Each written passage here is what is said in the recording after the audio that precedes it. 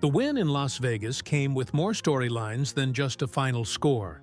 And if you want to understand how this game might shift the season, we need to start at the disciplinary move that grabbed headlines before the first whistle. CeeDee Lamb and George Pickens didn't start the game. Whatever the details were, missed curfew or a coaching decision to set a tone, Brian Schottenheimer sent a message. Nobody is above the team. That mattered because the Cowboys didn't come out flawless. The first 2 drives showed some early nerves, including a turnover that had plenty of fans sweating. But instead of spiraling, the offense settled in, shifted gears, and started to look like the unit we expected in stretches. CeeDee and Pickens responded in the way coaches love to see, by letting production answer the talk. Pickens finished with 144 receiving yards, CeeDee ended with 66, and between the two of them, they combined for well over 200 yards and 2 touchdowns while accounting for a big chunk of the target share. That turnaround on offense was important, but what truly carried the team early was the defense. This was the first time all season the Cowboys played all 3 phases at a high level in the same game. The defense held the Raiders to just 16 points and limited their run game to a paltry 27 yards. That kind of control of the line of scrimmage and the backfield changed the tone of the evening. And a big reason for that was the new additions making immediate noise. Quinn Williams in particular looked like a difference maker every snap he was on the field, collapsing pockets and creating chaos that cascaded into easier plays for the rest of the unit. Yes, some will say it was the Raiders and context matters, but the way the Cowboys executed fundamentally on 3rd downs, the way they tracked the run, and the improvement in tackling and gap responsibility, those are measurable steps forward. Coach Schottenheimer's play calling after the shaky start smoothed out and found coherence. The offense ran like a better-oiled machine once they settled into the game plan. On special teams and situational football, the Cowboys were cleaner than they have been in recent weeks. And that detail work translated to field position advantages that the defense and offense exploited. So tonight's scoreboard gives you a W. But the bigger takeaway is the combination of accountability and an impact performance from key newcomers. Discipline led to buy-in led to production, and production led to a win that could mean more than 3 points if the team keeps building on it. Quick question for you. Do you think benching CeeDee and Pickens was the right move to set the tone? Vote in the poll and drop a short yes or no in the comments right now. And if you're enjoying this breakdown, hit like and subscribe to help us reach 17,000 subscribers so we can keep bringing deeper Cowboys coverage. What happened with CeeDee Lamb and George Pickens at kickoff wasn't just a lineup note. It was a culture play. And understanding why that matters will tell you a lot about where Brian Schottenheimer wants this team to go. On the surface, benching 2 of your top pass catchers for the opening series reads dramatic. But look a little deeper. Coaches don't take that route unless they want to make a visible statement to the entire roster. Whether the issue was a missed curfew, a breakdown in team rules, or something else in the margins, the result is the same: accountability was made public. And accountability breeds buy-in when handled the right way. The best part tonight was how the players answered. Neither player sulked, they didn't pout, and both let their play do the talking. That's the textbook response a coach wants. Discipline followed by buy-in, followed by performance. From the coaching perspective, there are several reasons benching stars can be smart. First, it establishes consistency. If role players and backups are expected to follow protocols, stars must be held to the same standard, or you create 2 tiers in the locker room. 2 tiers lead to dissension, and dissension is toxic over a long season. Second, it communicates that standards are non-negotiable. The message is team first. And when that message is reinforced publicly, younger players and marginal contributors see the cost of stepping out of line. Third, when stars respond by producing, it validates the move and keeps the focus on football, rather than distractions. Now, I'm not saying benching is always the right answer. Timing and context matter. You don't want to humiliate someone or damage a relationship, and you certainly don't want punishment that undercuts performance in a must-win moment. But this case looked measured. Schottenheimer used discipline to teach, not to embarrass, and he followed it up with support. You saw the hug after the first touchdown, and the jokes that followed. That balance is what turns a disciplinary moment into a galvanizing moment. For you as a fan, the key question is whether you prefer quiet, behind-the-scenes handling of mistakes or a visible stance that makes the standard clear to everyone. Drop a one-word comment right now describing Schottenheimer's approach. Tough, fair, calm, whatever comes to mind.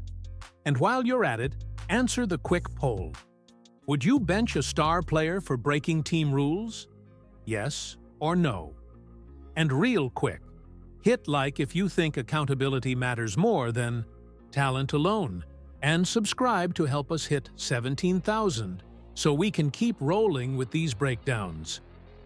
If Schottenheimer is building a culture where nobody's above the team, the short-term pain of discipline could pay long-term dividends in cohesion, focus, and consistency. And tonight's response from Lamb and Pickens suggests the locker room bought into that message instead of chafing under it. Reply with C when you want me to break down Quinn Williams' debut and the defensive impact next. If you're asking what flipped the game in Vegas, start with the interior defensive presence. Quinn Williams arrived and immediately changed how the Raiders blocked and how the Cowboys defended. Every time number 92 was on the field, you could see the offense working to account for him. Pockets got tighter, QB lanes disappeared faster, and the pressure that used to come in fits and starts showed up more consistently. That kind of interior disruption does more than just chase the quarterback. It changes play calling and forces opponents into predictable passing downs. And when a team becomes predictable, you can game plan to exploit that. Tonight, Quinn wasn't just making splash plays. He was collapsing gaps, occupying multiple blockers at times, and creating lanes for teammates like Osa Odigizwa to make plays. That cascading effect is the true value of an anchor on the defensive line. One player's presence improves the entire front and opens opportunities for edge rushers and linebackers to get home. You saw it in the box score. The Raiders managed only 27 rushing yards because gap integrity and run fits were cleaner than they'd been in weeks. That's not accidental. It's structure paired with a new physical element up front. Beyond raw numbers, the tape showed Quinn finishing plays, collapsing the pocket into the QB's lap, and changing the way the Raiders tried to scheme away from him. When an offense has to adjust protection schemes or hold a chip blocker on the key interior, their route timing and QB decision-making suffers. That gave the Cowboys' secondary easier chances to make plays, and the pass rush more one-on-one opportunities. And it wasn't only Quinn. The rotation saw other guys step up in spots, cleaning up short drives and making stops when the offense needed a breather. Osa looked more explosive with less attention on him, and younger pieces who've struggled to find consistency got cleaner reps in controlled packages. This is the kind of unit-wide ripple that can turn close games into comfortable wins if it holds up. Now, skeptics will say, it was the Raiders, and context is fair, but the defensive fundamentals were better across the board. Tackling, pursuit angles, gap control, and situational awareness on third down. Those are repeatable skills you can coach and improve. Tonight felt like proof that coaching adjustments plus a high-impact signing can accelerate that improvement. For you, here's a quick noise check. Who was your defensive MVP tonight? Type one name in the comments, Quinn, Osa, someone else, and tell me why in one short sentence. If you think Quinn's debut was the biggest reason for the win, hit like now and subscribe to help us hit 17,000 so we can keep breaking down plays like this.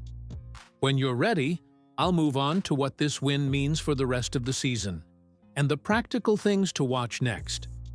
This Vegas win is more than a one-night feel-good story. It's a momentum moment with real, practical implications if the Cowboys keep building on what showed up Sunday night. First, the immediate takeaway. Accountability worked. The offense found rhythm after early mistakes, and the defense looked fundamentally sharper than it has in weeks. That combination is the textbook foundation for sustained success.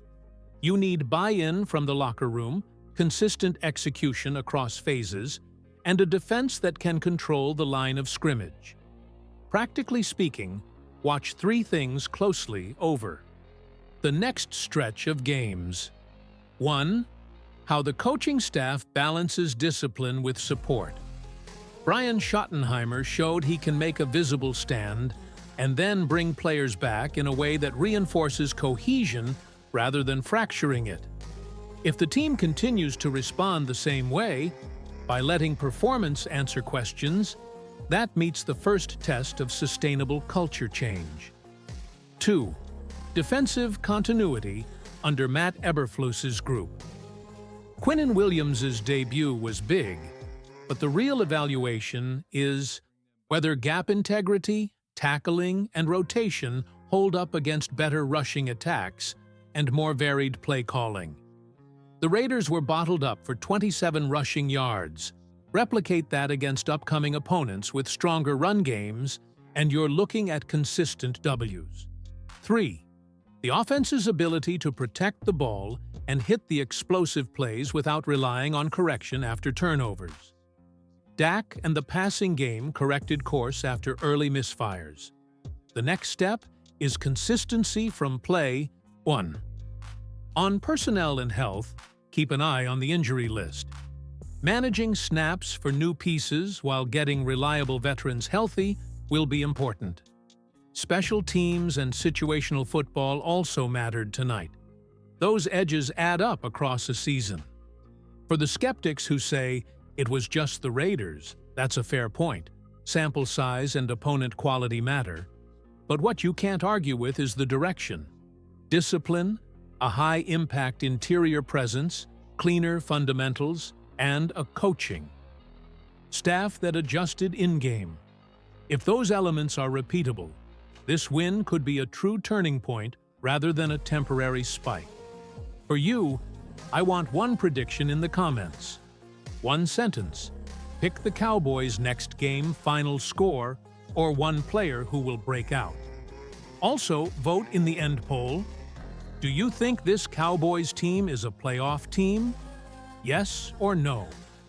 If you believe this was more than a fluke, hit like, subscribe to help us reach 17,000 subscribers, and share this video with another Cowboys fan who needs to see how the team is trending.